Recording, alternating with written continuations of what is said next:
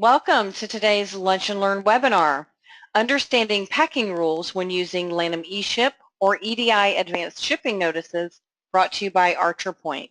If you're using or considering using Lanham eShip and EDI ASN integrated with Dynamics NAV, today's webinar is for you. It's imperative to understand how your packing rules have been set up and how you can change them when needed. Today we're going to take a deep dive into the setup options for packing rules, covering all options to ensure your process is defined and trading partners and customer requirements are met consistently. Our presenter today is Colette Taylor. Colette is currently engaged at ArcherPoint as a client service representative. Colette started working with Dynamics NAV in 1999 as an accounting business analyst at a manufacturing company. She eventually transitioned into the position of system administrator and division subject matter expert. Colette has more than 15 years of experience in consulting, support, and project management.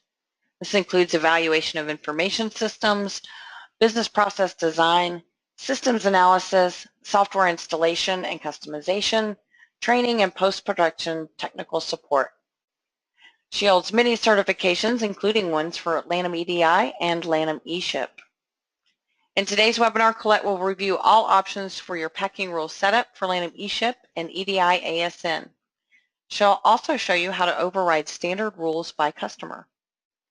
Without further delay, Colette, the floor is yours. Thank you, Suzanne. Good afternoon, everyone. With this webinar, we're looking to do is to give you an overview of setting up your packing rules. The packing rule is normally considered an enigma.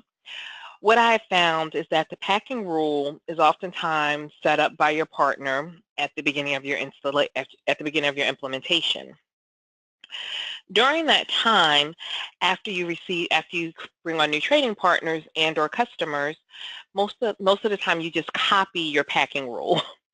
But what I hope to accomplish today is that we'll go through the packing rules. You'll have a better understanding of what you're actually setting up, and if you ever come across a customer that you have to set up a completely brand new packing rule, you'll have an understanding of what you're setting up, what some of these fields are, and the why.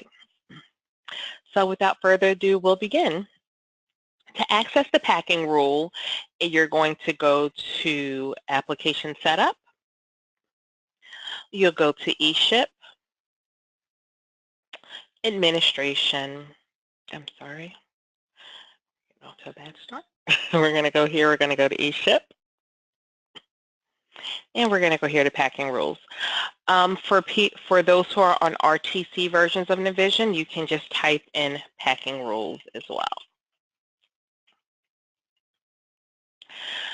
So normally when you create a new packing rule, you would go to Navigate and then you'd copy to a new packing rule. Today what we're going to do is we're going to create a packing rule from scratch. So here you would click New. And what we'll do is we will put in a code. This will be our packing rule name. And here you can put in a description. And what that description will do is it's going to say whatever you want to call your packing rule. You can call it by your customer name, generic packing rule, whatever you want to identify this as. This particular FAST tab is called the General FAST tab. The General FAST tab identifies the basic processing rules for the package. Reports can be set up by you that will override the shipping setup print reports. So if you are saying that for one particular customer, you want to use a different type of closed package report, then you would select your report here. We can use a different closed sales report ID. Here you may normally have it set up to close. When you close your packages, your invoice will print. Perhaps you have a customer that requires a different invoice. This is where you can identify that. This would also be if we want to do purchase reports, transfer report name. Here is the item label code. If you'd like to have an item label code print out, if you have a label set up for it, you would then select it here. If you have a resource label code, this would be for some reason if you have a resource and you've identified a label for that resource, Here's where you would put it as well. Here you can default, if you're doing fast pack, you would default your fast pack to a standard unit of measure. Here is where we would click if we want sales order pack detail, sales invoice pack detail. Some of these options are on your packing station setup, but anytime that if you have identified it or flagged it here in the packing rule, if this customer has this packing rule, then it will override those particular settings in your shipping setup and or packing station. We can do a purchase credit memo pack detail, purchase return order pack detail, transfer order pack detail. Here we can say mixed packages are not allowed, package dimension required, and do not print the ship agent label. Our next tab is the UCC tab. The UCC Fast tab controls the creation and number of UCC 128 labels that will be required with the packing rule assigned. So here we would select our UCC type. You can do UCC 128.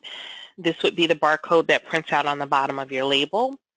Or you can say item UPC EAN, so then it would print the item UPC EAN in a barcode format, or if you have a standard pack UPC or EAN label. Here is where you would select your labels that you'd want to print for this particular customer. Here it would be dependent upon who your customer is or what labels that you have selected. We could say if we're doing a UCC 128, this would be just considered a VIX 128 standard label. And if you wanted it for item only, you would click here, and then if you wanted, this would be for each item that you pack, and then we could do it by package as well.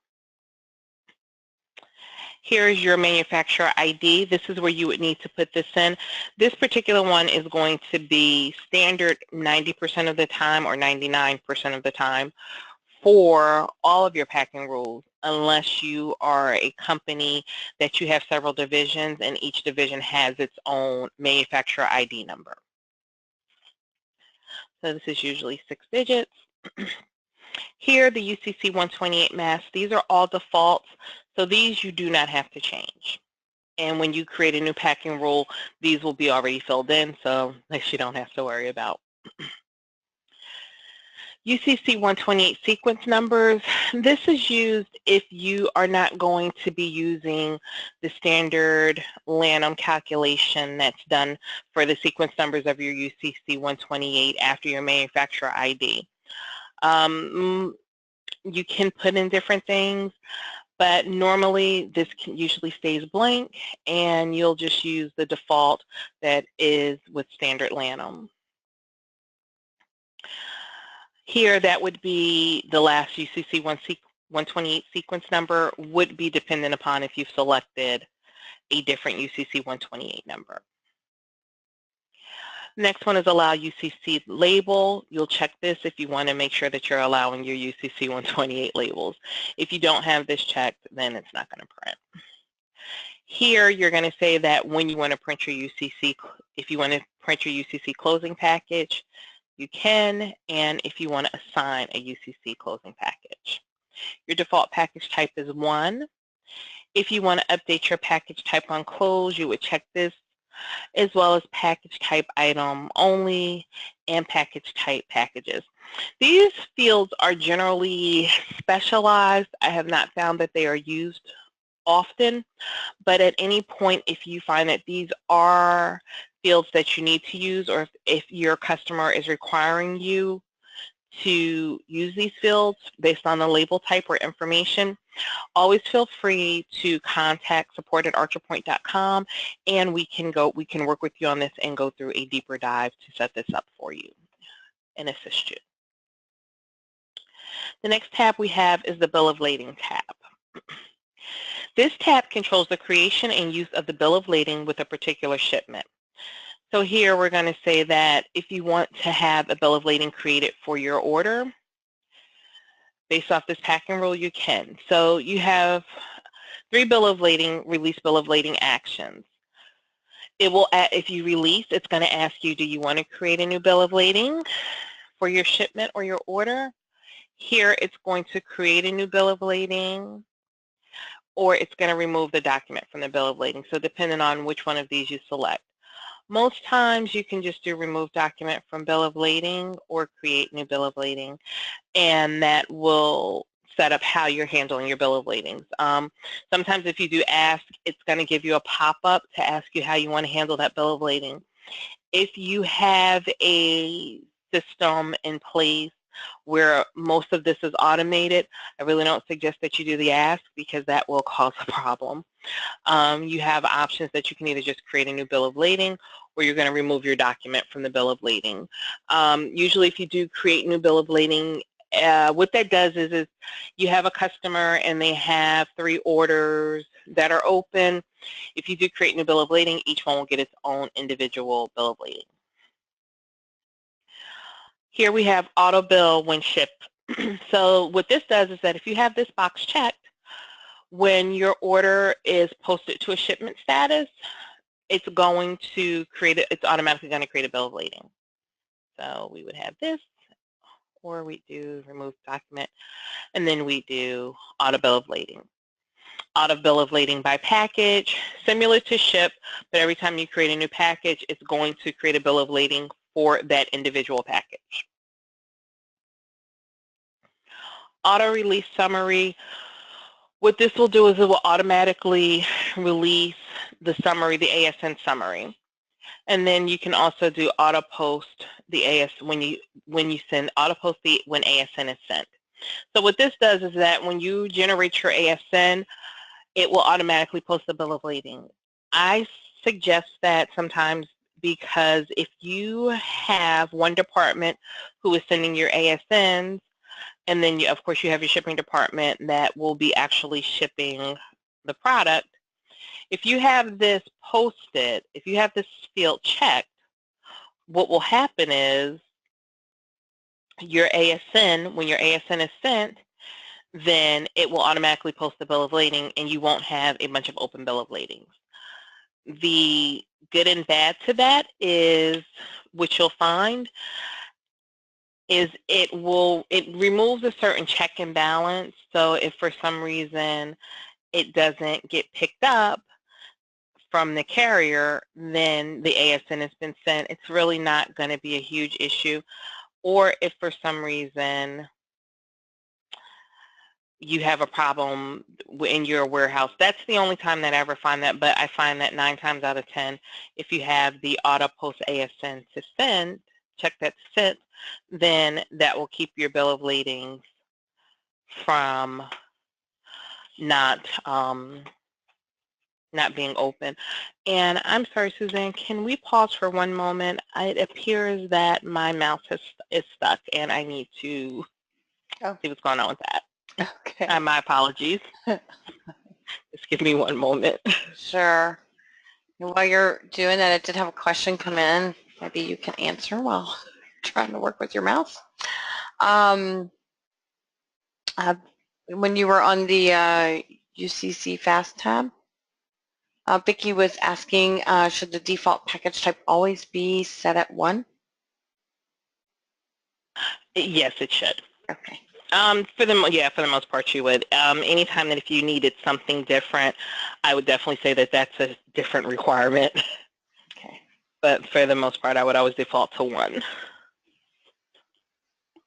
So we were in the bill of lading tab, and this is what we're using to control the creation and use of the bill of lading. So as I said, we could set here, we could actually set it to auto bill of lading when shipping.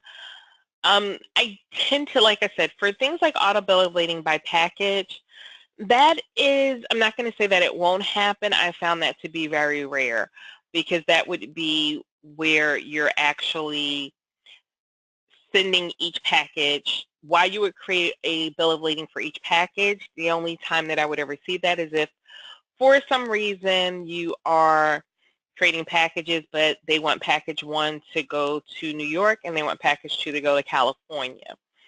Can it happen? Yes. Normally, though, I tend to find that that's rare, but it can happen. So if you have a customer that would have a requirement such as this, they're sending one PO to one PO, multiple ship to locations is where maybe you would find this. We're auto-release summary, that will auto-release the ASN summary, the bill of lading summary, and then this would auto-post when you send your ASN. Shipment invoicing required. This particular field is for when you need to add shipping information onto your invoice, to your 810. So that would be, you have a customer, they want tracking information. So usually I tend to find that that's when it's a CAD, or if you have a customer who is really doing an 857, they're calling it an 856, or they do want an 857, but they want invoicing information as far as pricing or different things like that. This is when I would find that you use this, because then this is more, that's the most when I see this, is that when they want to have their pricing, the CTP or different things like that on an 856. And then you'd have to use a different routine for posting your invoices when shipping invoicing is required as checked. Here, bill of lading number mandatory. This is if you have a specialized bill of lading number, or you have to have the bill of lading number, and it's mandatory, and it has to be in the ASN. Here you would check if you want to add the open bill of lading. This is if you have a customer, they have multiple orders open, and you still have a bill of lading open. So then instead of having one bill of lading per order, you're going to have one bill of lading with multiple shipments underneath it. This would be if you're doing a consolidated bill of lading. That's times when you can use it, or if you are consolidating your shipments. You have some customers, they are, to save on shipping costs, they don't want you to ship them individually. They want everything. They're going to have a truck come in and pick up everything. You can put everything underneath one bill of lading. Here you would do blank bill of lading when you post your shipment. This one I really don't see used a lot. You can do it, and what that'll do is it blanks out your bill of lading number when you're posting your shipment. You can use the ship to address from the document. So what that is that no matter where you're actually shipping that from, it's always going to use the ship to address from the sales order. Here, if you want to have a label for your bill of lading, you could then create a label, and then you would assign that to this particular field. Here, this is where you can allow the bill of lading to post before the ASN is sent. Again, when I find that this would be used is that your shipping department is posting bill of lading, and the bill of lading, it would allow them to post it before the ASN is sent. I personally don't kind of recommend that because it just kind of bypasses the rules. If they can post this before it's sent, if for some reason your ASN is not sent and the bill of lading is posted, you would have to really put in some processes and procedures to make sure for auditing purposes that you know which ASNs are open for which bill of ladings. I just tend to find the bill of lading isn't posted and you try to post it before the ASN is sent, it's going to give you an error message. It's going to say that the ASN hasn't been sent, and that will trigger someone. We did have a question come in on this section, if you don't mind. Mm-hmm. No problem. Bill wants to know if you can explain what the different options in the release bill of lading options are. Yeah. Okay, so the release bill of lading, on the release of the bill of lading, it's going to pop up and it will ask you, so if it's going to ask, do you want to release the bill of lading? I'm trying to think of some of the other questions that it's going to ask you. It may ask, do you want to, if you have other orders open for that customer, it's going to ask you, do you want to add them to the bill of lading? Create new bill of lading. What this is going to do is that it's going to create a new bill of lading for the customer every time, and then remove document from bill of lading. What this does is, if you ever notice, if you have bill of lading set up, it's going to, if you ever had, like if you create your bill of lading on the order, then if you ever looked at an open bill of lading before it's shipped, you'll see the bill of lading, and in the bill of lading lines, you'll see that it's referencing the sales order.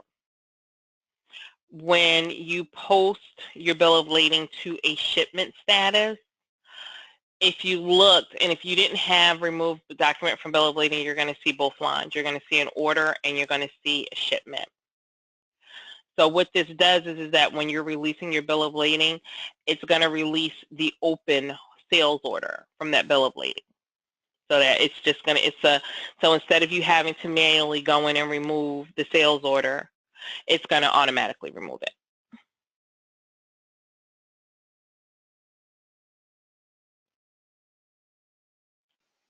So does that help, Bill? He says, okay, thanks. Okay, no problem. Okay, next we have the ASN tab. And what this tab controls the creation of the data for an ASN required for EDI. So here, this is probably, I think barring the UCC where you're attaching any labels that you want to print, this is probably one of the most important parts of your packing rule. Now, if you are a customer who is using Lanham eShip, but you're not using Lanham for your EDI, if you're using Beck EDI, or if you're using Redtail or a different add-on, this will not apply to you. But if you are using Lanham EDI, this is going to be a real, like the really big meat and potatoes part of it for you. Here you're going to select your ASN summary type.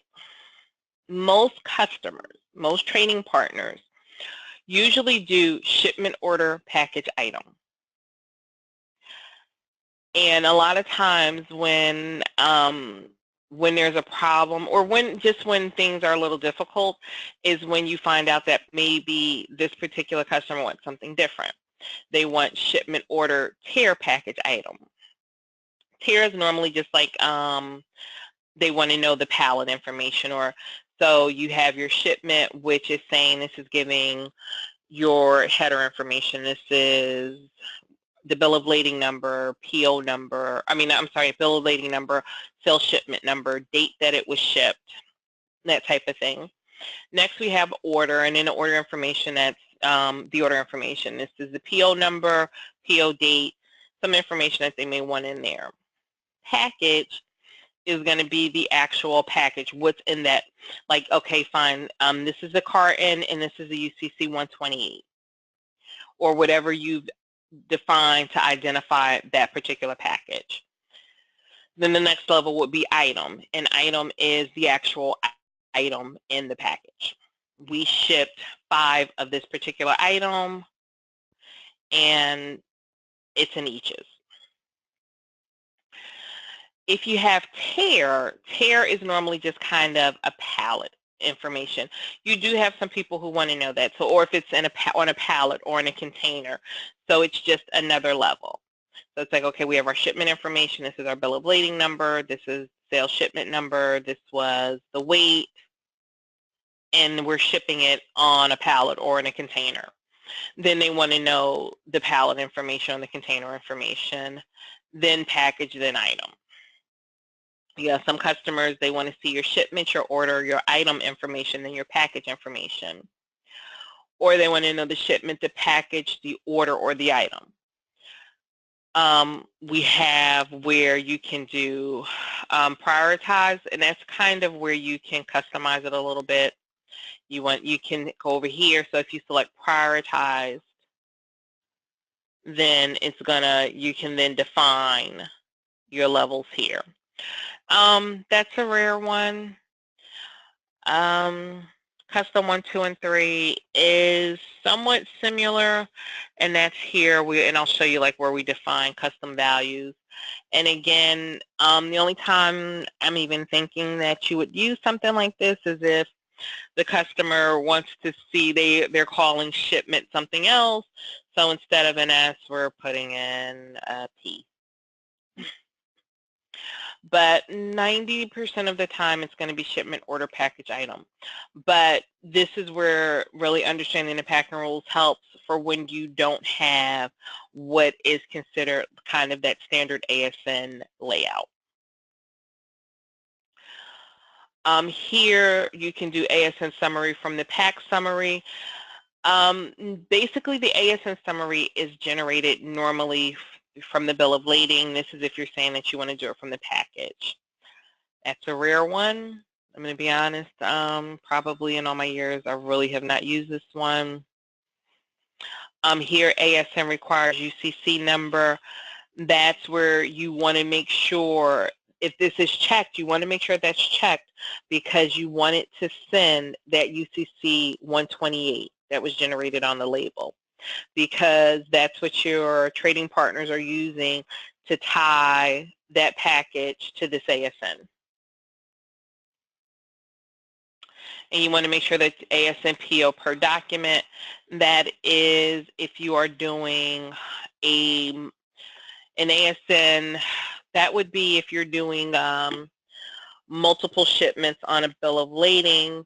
So you want to make sure that you're always sending an ASN for each PO.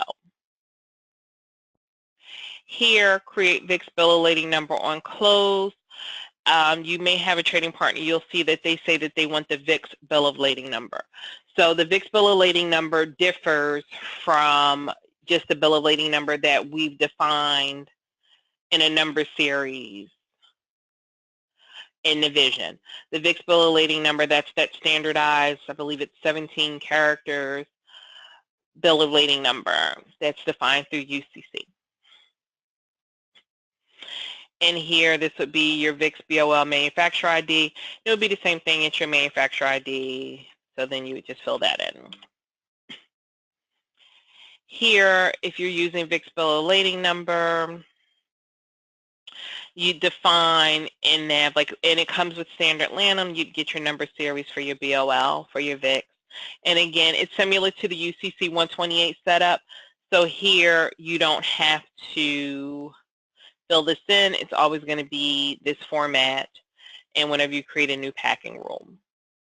Your package summary type, you do your, normally I would do, you can do items at all levels, items all levels summarize, items all levels summarize group by box size, only items. These are things that, and again, it's customization, but normally you'll select item at all levels. Again, if you ever find that you need something different or you have more questions, please feel free to contact us at ArcherPoint and we can actually do a deep dive with you in your system. Here you have like lines from pack summary lines, and again, this is usually not used, but that's if you need to get the lines from your package summary lines, and that's instead of getting the information from the bill of lading. And then this would be if you want to override the default using the BOL summary line and you want your BOL summary to get it from your pack summary. Here, if you want to do increment level 1, 2, 3, 4, 5, these are all pretty advanced. Again, not really used. This would be a really specialized ASN, and that would be something that we would deep dive because it would take a lot of testing, and then we'd have to look at the specs for which your customer is requiring, and that's really more so here. And we're doing things like where we're saying that we want to change the actual ASN structure. We discussed prioritized levels. And here, this is saying that you want to use the order unit of measure and quantity when you're doing the in the prioritization. If you're having a priority or prioritized ASN. Your ship notice type is going to be ASN. This one would be, if you're doing a BSN, that would be the 857. So it's just setting up which type of, what are you sending? Are you sending an 856 or are you sending an 857? Here, if you're checking off ASN requires non-shipped lines, non-shipped items, this would be if for some reason you have a customer who you're doing a partial shipment and they want to see the items that you didn't ship. And then here you're saying that if you want to do your line data and you don't want to summarize, it's not summarized. And that's where you would check this box.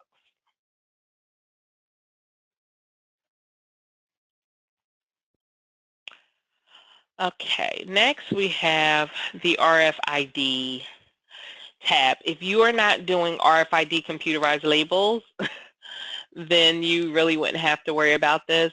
This is just setting up, it's similar to when you're setting up UCC labels, but this is if you're doing RFID tags. And then you would determine, you set your label types, your label codes. If you had your company identification number, if you were doing this, then you would select your RFID sequence numbers, last sequence number. You can use a 128 sequence number for RFIDs. You have to set it to allow RFIDs. If you want to do a closing package RFID, assign it. So it's pretty much the same. Is anyone on the call doing RFIDs? And if so, you can just raise your hand or throw it in the chat. Doesn't look like it. Okay. All right, and then we have customized values. So this fast tab, this is the storage place for data that is needed for producing a customized bill of lading or a label during the packing or ASN process. This customized value, you can use, it can be either or, not both on the same rule. Because here, or if the information is the same, because you can do customized values here, and if you are creating your own labels, if you have information that that the customer always wants, if the customer wants something like do not leave without signature, anything, and if you want that to always print on the label, then you can put this in the custom value one, and then you can, when you're designing your labels, you can reference this custom value one. If for some reason you wanted this in your ASN and you were doing that, you could. I doubt it, but this is where you would put something like this. I tend to find that custom values are used more with labels than with ASNs. And here, this is again, it's a newer feature from Lanham where you can do an override ASN type. And it's the same thing. Basically, you're just going to be overriding it. I'm not really sure where this kind of would be used. It really would. And Lanham is giving us more information on this one, but I don't think they've really rolled this out as of yet. But it's on here, so I wanted to show you and just speak about it. So after you've had, and then you can always set up your packing rule. One of the things about packing rules that you can do is you can set up a packing rule that can be just based off of a ship to location. If you have a customer, and a lot of customers now are doing, you can have one bill to, but maybe you have different ship to requirements. You're doing direct to store, you're doing customer direct orders, you're doing pool orders where they're consolidated and they're going to a DC. Well, maybe each one has a different label requirement. You could create 3 different packing rules. Don't put the packing rule on your customer, on the actual customer card. What you want to do is you want to put the packing rule on your ship tos. So normally you'd go here All right, normally you'd go to your eShip tab and you'd put your pack and roll here. Well, no, what I would suggest doing is that then you can actually put it on your ship tos. You can put it on your ship to addresses, and in your ship to addresses, you could then go here to eShip and then put the pack and roll there. So then what that pack and roll would do is just for this particular ship to that you create, that would be the only one that would have to follow those packing rules. So that's one of the things that I'm finding for more and more people with their trading partners, is that as business expands, as retailers look for new ways to leverage their business, it does become somewhat difficult to always kind of follow these set rules. Before, years ago, you'd set up one packing rule for one customer. It was a one-on-one relationship and everything was fine. Now what I'm finding is that maybe depending on how that customer is set up in your systems, you may have to do some tweaks and fixes.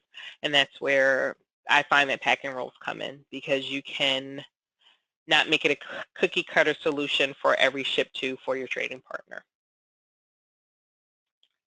And I think that is it today. Once again, I do apologize for the delay, and thank you all for hanging in there. And I know that we ran a little bit over due to our delay. Are there any questions? I can stay on if anyone has any other questions. I think we might have covered them all during our, as we were going along. So again, thank you everybody for your participation today. We do appreciate your time. If you do have any questions that come up after the fact, just send them to info@archerpoint.com. Make sure to get Colette in touch with you, but info@archerpoint.com. Again, thank you everybody for your time and your patience. Hope you have a great rest of your day, and this concludes today's webinar. Have a great afternoon.